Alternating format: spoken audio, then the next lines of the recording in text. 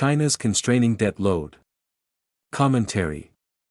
China's economic troubles have, in many ways, emerged from past policy blunders. Take, for instance, the stubborn and headline-grabbing property crisis.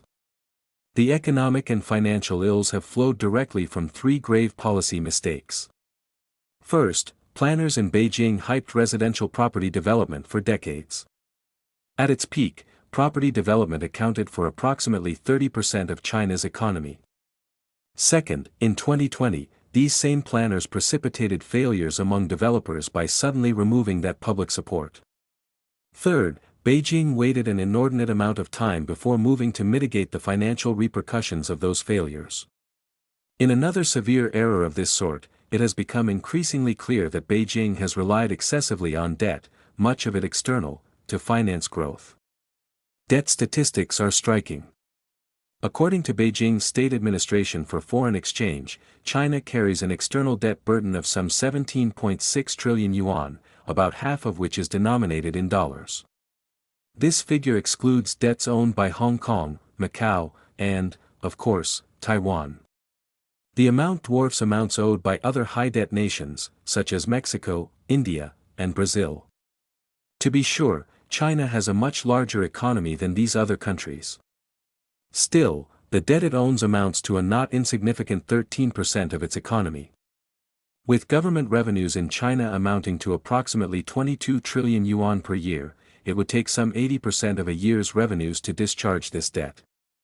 Assuming conservatively that this debt carries an interest expense of about 5%, the carrying costs to foreign lenders take up some 4.5% of the country's annual budget. For now, the amount remains manageable. There is no talk about default, nor should there be. Nonetheless, the debt load is far from comfortable. It is sufficient to constrain any new external debt issuance and, therefore, constrain Beijing's ability to deal with the country's financial and economic troubles. At the same time, the debt load severely complicates Beijing's options in dealing with the trade pressures from the United States and, more recently, Europe. Certainly, attention to this large debt load limits how far Beijing can go with economic stimulus.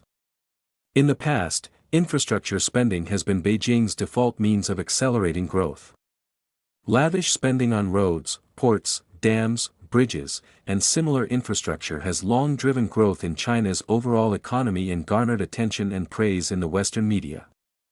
Indeed, the need to finance this impressive infrastructure spending largely explains today's debt burden.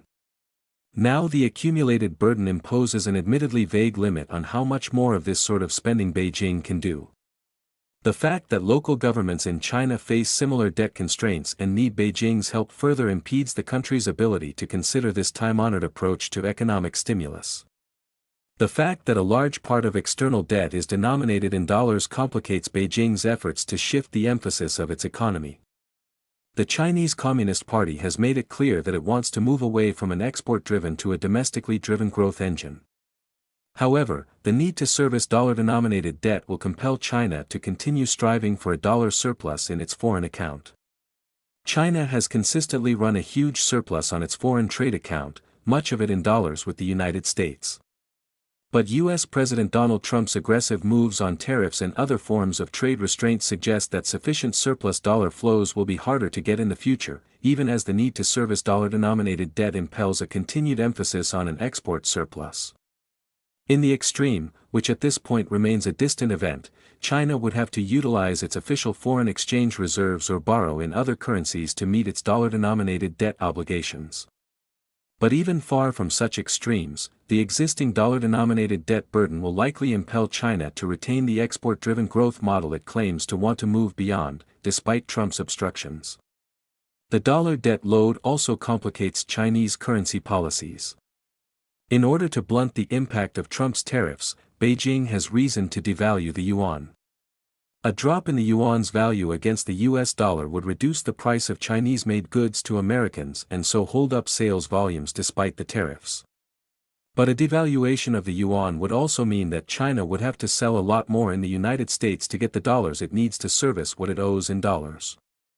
There are other currency considerations that further complicate currency policy decisions in Beijing. but this one also makes the decision on appreciation or depreciation fraught. China still has options. It is not yet between the proverbial rock and a hard place. But there is no denying that Beijing is in an increasingly difficult economic, financial, and currency situation, and that every move, if it helps in one way, tends to hurt in another. It must be especially frustrating to Chinese leader Xi Jinping and his colleagues in power that much of this terrible pressure is the result of past CCP policy choices.